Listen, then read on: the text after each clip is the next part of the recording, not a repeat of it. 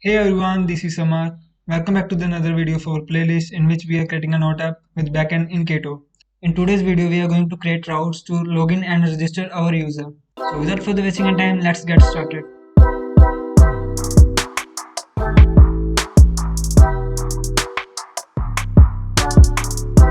First of all, open the source package, and in this data package and in this model package, we have to create some data classes. The first one is login request. It is a data class. It will contain two variables. First one is where email of type string and then password. Now the next data class is register request. First variable is email of type string and then name and then password. Now the next class is a simple response. Here our first variable will be success of type boolean and the second variable will be message. Now this login request and a register request, these two classes will be used for login and register request, and this simple response will be used as a response to our user. Here success is the variable which tells that our response is successful or not, and the message is the message we want to give our user. Now in this source package, let's create a new package named routes. In this routes package, create a file named user routes. It is file. Here we have to create an extension function of route class, that is route. Select this Kato routing and create an extension function named user routes. Here in parameters we have to accept db, which is of type repo, and jwt service and the hash function. Now here we have to create two routes. First one is to register the user and the second one will be to login the user. These two routes will be post routes. Now to give path, we can give it as a string, but let's look a bit professional, and we will gonna use locations API. And to use that, open your build.gradle file, and here we have to add this locations dependency. And after adding this dependency, synchronize it and open your user routes file. And in this file, let's create a constant variable named API version. For example, this is our first version of API, then we can use a v1 as a version 1. Let's create another variable that is for users, and its value will be API version slash users. The another variable is uh, register request, and its value is users slash register, and then the last variable is login request, and its value is users slash login. Now after getting these constant variables, we have to create two classes. First one is for register route and the second one is for login route. Here we have to write a annotation, that is location annotation, and in parameters, as you can see, we have to give a path, and our path is register request.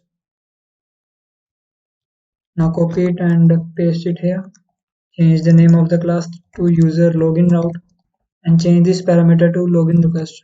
Now instead of passing the path as a string in these parameters, we can use class as user register route. It will work same as that string path, but we have to do something professional. I think you should know about that. Here we have to receive a body of type register request, and to receive it, write call dot receive.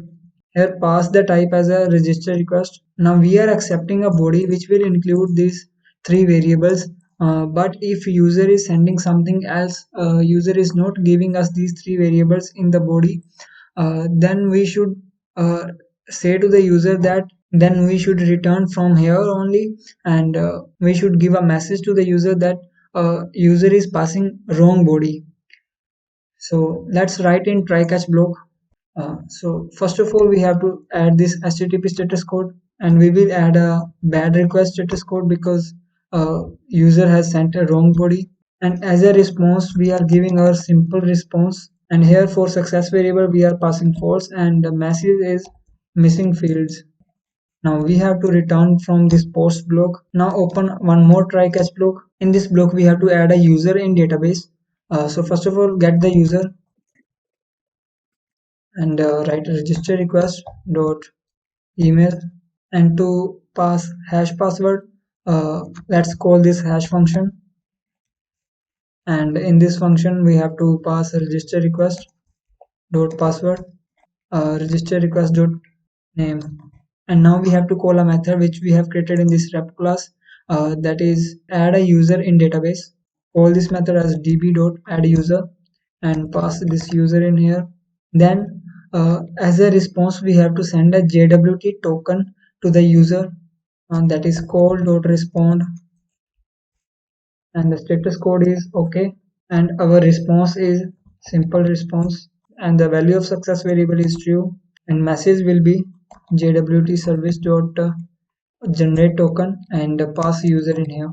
This will send a JWT token to the user as a response. And if while adding the user in database we are getting any type of exception, for example IO exception, then we have to catch that exception in this catch block, that is http status code dot conflict, and here success variable is false, and the message is e dot message, or if it is null, then we have to write some problem occur. That's all. Our register route is created. We can register our user now, but before testing it we will create login route also. Post, here we have to pass class that is user login route, and in this block we have to receive a body, that is login request, and try catch block receive it as a login request and catch the exception here, and simply copy this and paste here. Now we have to search the user in database with the help of email, and if user is found then we have to match its passwords, and if everything works fine then we will simply give JWT token to the user, else we will give an error message to the user. So open try catch block. So here find the user as a user is equals to db dot find user by email, and here in parameters we have to pass login request dot email. So if user is null, then we will respond as a bad request. Success is false, and we will pass a message that is a wrong email ID. As we will match the hash password of this user with the hash of the password sent by user in this login request. So in this else block, we have to write if user dot hash password is equals to hash function, and here we have to pass login request dot password, and if these passwords are equal then we have to send JWT token to the user, that is in simple response we have to pass success variable as true, and this JWT service dot generate token of, and here pass the user, else we have to pass a bad request, that is password is incorrect, and in simple response success variable is false, and the message is password incorrect.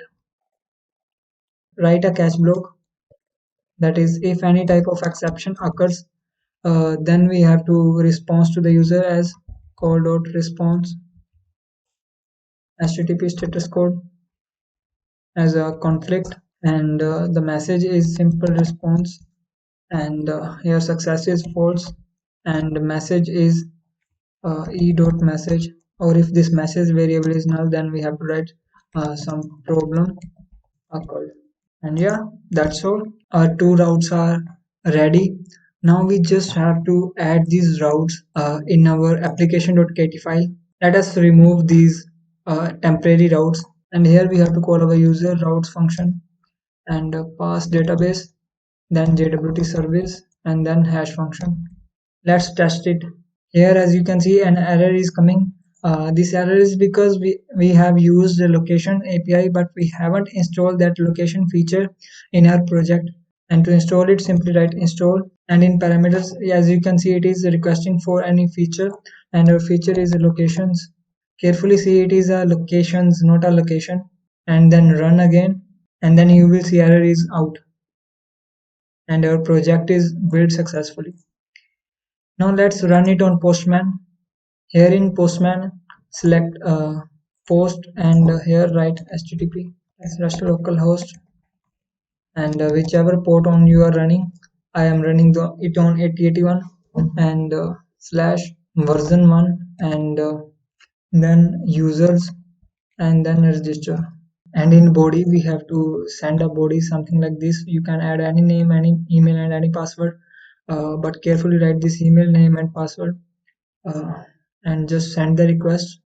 And as you can see we are getting this success as true and the message is our JWT token. Now if we are again sending this request, then as you can see success is false and we are getting some error, and this error is because as you can see it is saying that key this email is equals to this email already exists, because our email is a primary key, so we can't add same email to our database.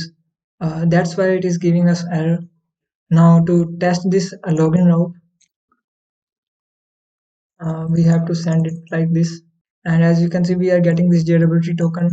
Now for example, if the email is not present in our database, then it is giving us wrong email ID, and if email is present but our password is incorrect, then it is saying that password incorrect.